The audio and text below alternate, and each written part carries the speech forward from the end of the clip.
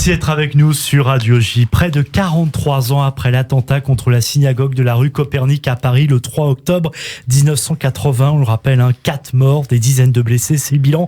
La Cour d'assises spéciale de Paris a rendu son verdict ce vendredi. L'unique accusé qui était jugé en son absence, le Libano-Canadien Hassan Diab, 69 ans, a été condamné à la perpétuité assorti d'un mandat d'arrêt international. C'est ce qui avait été d'ailleurs requis par le parquet national antiterroriste. Pour en parler et revenir sur ces 3 semaines de procès, marquées notamment par des témoignages forts, on va y revenir. Nous sommes en direct avec Michel Zerbib dans ce studio sur Radio J.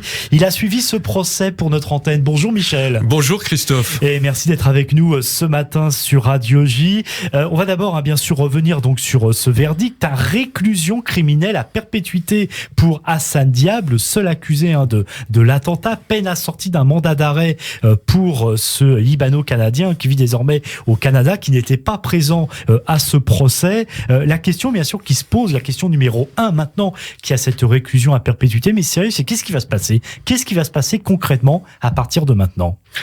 Alors Christophe, c'est évidemment un procès d'une importance capitale au plan historique et au plan de la justice.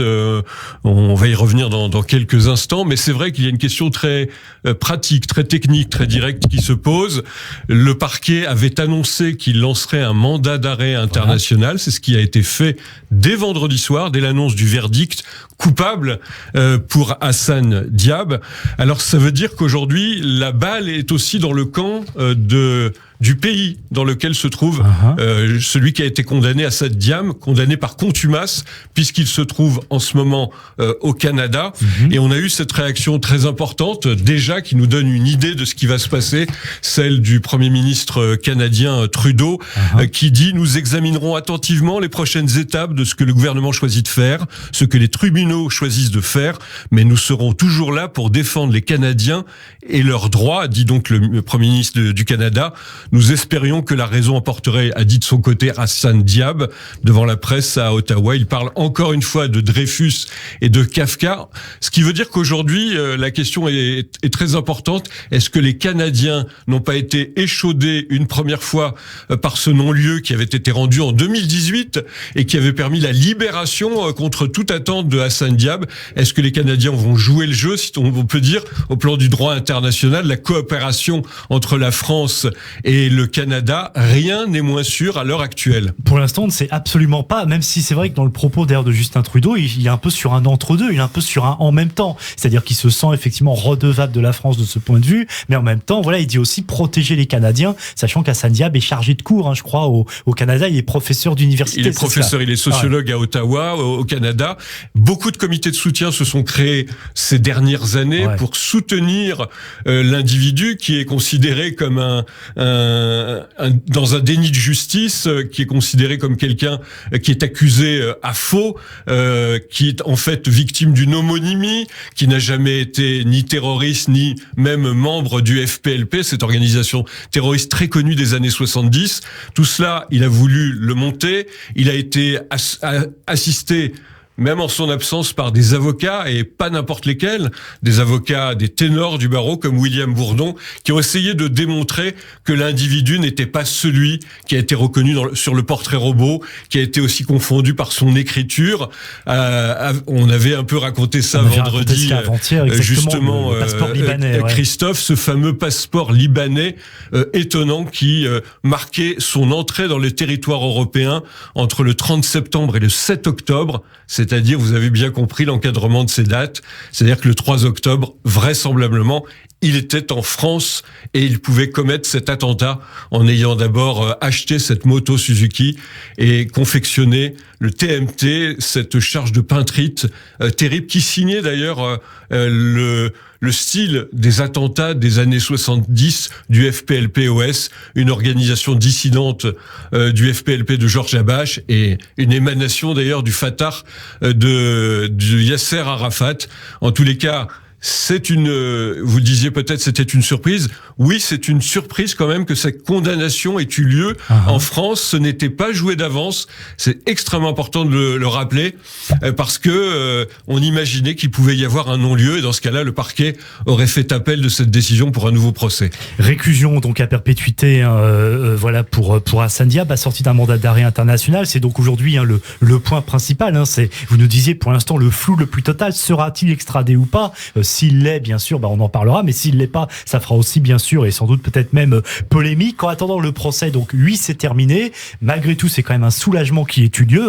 On va y revenir, puisqu'on va revenir avec vous dans un instant sur ces 3 semaines de procès, et en particulier, Michel, sur ce que vous avez retenu, sur ce qui vous a marqué, car il y a quand même eu un des témoignages forts. Mais auparavant, je vous propose d'écouter Muriel Wadkine-Melki. Vous l'avez bien sûr rencontrée lors de ce procès, présidente de l'organisation juive européenne, qu'on retrouve d'ailleurs ici comme chroniqueuse une semaine sur 2, jeudi matin, sur Radio J, et elle revient justement sur ce verdict. C'était donc vendredi soir, et vous l'avez rencontré, Michel, à l'énoncé du verdict, donc Muriel Wadkine-Melki. Pour les parties civiles que nous représentions, qui s'étaient constituées jour après jour pendant ces 3 semaines d'audience et qui étaient venues témoigner des traumas encore bien présents pour certaines d'entre elles 43 ans après les faits, elles étaient particulièrement satisfaites et soulagées de ce verdict qui est intervenu et qui leur permet peut-être enfin de tourner la première page de ce long combat judiciaire qui a duré, je le rappelle, près de 43 ans. Oui, près de 43 ans après les faits, Muriel Wadkine-Melki, présidente de l'organisation juive européenne.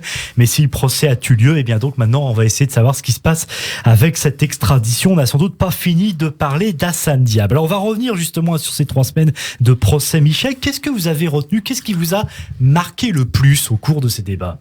Alors les débats, ce qui était marquant évidemment, c'est de se dire que 43 ans après, un certain nombre de victimes qui n'avaient jamais été entendues depuis ce sinistre 3 octobre 1980 sont venues justement à la barre en tant que partie civile. Elles se sont constituées, ce qui est très intéressant, les derniers jours, quelques jours à peine avant le début du procès, même pendant le procès, un certain nombre de témoins, de survivants de cet attentat, de parties civiles, ont décidé de venir parler pour la première fois. Vous faisiez allusion tout à l'heure à un témoignage que nous avons diffusé cette semaine d'un monsieur qui vit aujourd'hui à Genève, qui était à l'époque un jeune homme qui participait à l'office de la synagogue le vendredi soir de la rue Copernic et qui a pu témoigner en fait de l'extraordinaire violence de l'explosion ce soir-là. Il faut le dire, même si ça peut être un peu cynique, il y a eu 4 morts et des dizaines de blessés. Mais logiquement, il aurait pu y avoir peut-être une centaine de morts. C'était une bombe d'une force exceptionnelle. Et la sœur de ce monsieur, en l'occurrence Jean-Maurice Agiage, sa sœur, elle a été carrément devant une des victimes dont les jambes étaient en feu. Et c'est la première fois qu'elle voyait ça. Elle a utilisé son courage pour essayer d'éteindre le feu en s'excusant même devant sa victime. Elle a pu éteindre le feu avec ses affaires, mais hélas, elle a vu succomber cette victime, un jeune homme d'ailleurs qui passait dans le quartier, succomber. Elle témoignait justement de sa première mort qu'elle avait pu connaître. Ouais, alors il y a eu des événements très marquants par ces témoignages, empreints de dignité comme d'habitude, on peut dire. Il n'y a pas eu d'effusion des parties civiles vendredi soir lorsque Hassane Diab a été condamné. Ça a été beaucoup de retenue. Mais justement, c'est lié à la tenue exceptionnelle de ce procès, la rigueur implacable dont ont fait montre les avocats généraux qui ont plaidé pendant plus de 6 heures pour expliquer en effet que Hassane Diab n'était pas quelqu'un de manipulé par les services secrets israéliens du Mossad. Le président de la Cour a été tout à fait remarquable, connaissant par cœur les arcanes et l'histoire de ce mouvement terroriste et de la possibilité dont a essayé de tirer profit le terroriste, en l'occurrence Hassane Diab. C'est évidemment aujourd'hui un procès qui n'est pas terminé, on peut dire d'une certaine manière, même si justement au cours de ce procès un certain nombre d'avocats, de témoins ont imaginé hélas qu'il y aurait justice qui va passer, mais que l'individu finirait tranquillement ses jours du côté de nos cousins du Canada.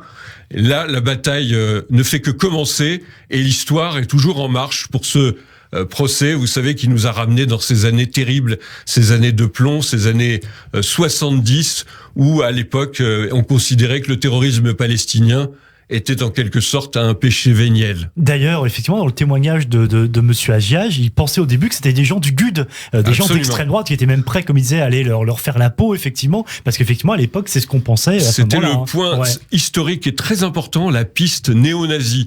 Tout le monde est sorti dans la rue le lendemain de l'attentat. Plus de 200 000 personnes, c'est tout à fait exceptionnel, qui ont dit halte au fascisme, à l'antisémitisme, au néonazisme.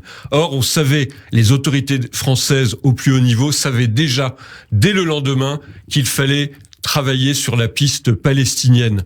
Et c'est un des enseignements. On aura l'occasion peut-être dans une autre émission, justement, Christophe, de parler de ce qui a été le déni français, peut-être même des entraves à l'enquête, pour qu'aboutisse au bout de 43 ans l'idée qui était déjà évidente en 1980 que les terroristes palestiniens étaient donc derrière cet attentat, le premier attentat antisémite connu depuis la fin de la Seconde Guerre mondiale. Merci beaucoup, Michel Zirbit, d'avoir été avec nous ce matin sur Radio J. Vous avez suivi ce procès de l'attentat de la synagogue de la rue Copernic. Et on vous retrouve bien sûr très vite sur notre antenne pour d'autres procès, peut-être celui-ci, les conséquences, on en parlera sans doute avec vous. Et puis aussi, je précise, régulièrement tous les samedis pour votre émission littéraire, c'est Farim. Merci beaucoup, merci, Michel, à très journée. bientôt.